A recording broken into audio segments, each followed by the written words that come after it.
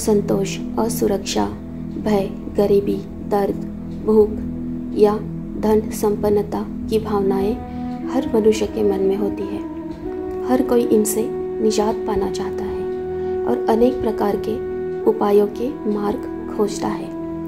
धर्म के बाजार में ऐसी दुकानें हैं जो बचने का रास्ता दिखाती हैं। धर्म के नाम पर ढोंगी, पाखंडी, तथाकथित साधु संत, बाबा महाराज अनेक प्रकारों के कर्मकांड और आडंबर के उपाय बताकर अपनी तिजोरियां भरते हैं। इन पाखंडियों का उद्देश्य जीवों की मुक्ति नहीं, केवल अर्थ की प्राप्ति होती है।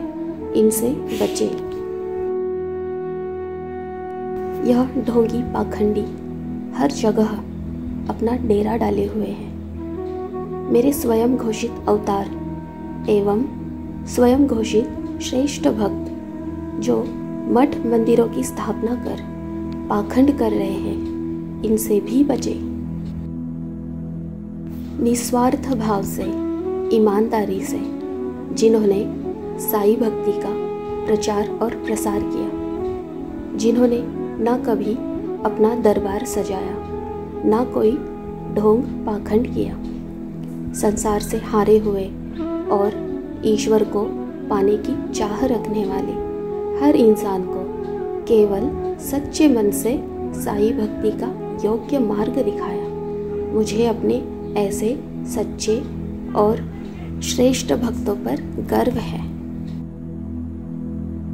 इसीलिए अगर कोई मनुष्य साई भक्त ही क्यों न हो, उस पर तुरंत भरोसा न करे, अपने विवेक का उपयोग करे, क्योंकि मनुष्य का अहंकार और लालच उसकी नियत बदल देता है।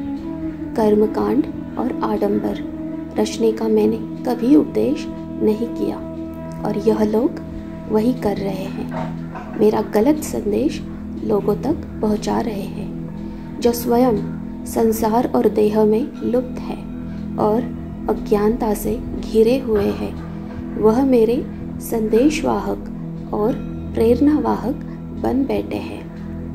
वे वास्तव में मेरे सच्चे भक्त है ही नहीं। इनसे पूरी तरह परहेज करें। खैर, जो जैसा करेगा वह वैसा भरेगा, लेकिन धोखे से बचे। मासूमों की भावनाओं के साथ खिलवाड़ ना हो, मैं यही चाहता हूँ। सतर्क रहे। दो हाथ, एक मस्तक, अनन्य श्रद्धा और अटूट विश्वास मेरे लिए यही पर्याप्त है।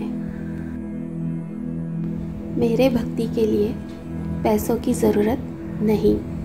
श्रद्धा से और आदर से अर्पण किया गया एक फूल और एक पान भी मुझे स्वीकार्य है। मेरे भक्तों में सबूरी का होना भी अति आवश्यक है। जो सबूरी ना रख सके, कमज़ोर पड़ जाए, वह मेरा सच्चा भक्त नहीं। प्रार्थनाओं के उत्तर मिलेंगे। मेरे समय पर विश्वास रखें। हर बार पैसा खर्च कर शिरडी आने की भी ज़रूरत नहीं। 7 समुद्र पार से भी मेरा भक्त मुझे निष्ठा से पुकारेगा, मैं उसकी मदद करने के लिए दौड़ा चला जाऊंगा। अगर संपूर्ण साई सच्चरित्र पारायण किसी कारणवश नहीं कर पा रहे हो, तो 11वां अध्याय ज़रूर पढ़ें। श्रीमद् भागवत गीता का 11वां अध्याय प्रसिद्ध है। वैसे ही सच्चरित्र का भी 11वां अध्याय अति महत्वपूर्ण है। इस अध्याय का पठन यजुर्वेद के प्रसिद्ध रुद्राध्याय का 11 बार पठन करने के समान है। 11 अध्याय की तरह ही 15वां अध्याय भी आदरपूर्वक और नियमित रूप से पारायण करें। संकट निवारण होगा। श्रद्धा और सबूरी बनी रहे।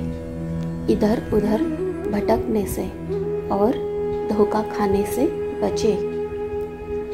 जिन अहंकारी लालचियों ने मेरे भक्ति का गलत संदेश समाज में पहुंचाया, उनको फिर से धूल में ना मिला दूं तो कहना। मेरी सत्य भक्ति का रस चख कर तो देखो, स्वार्थ और परमार्थ दोनों की प्राप्ति ना करा दूं तो कहना।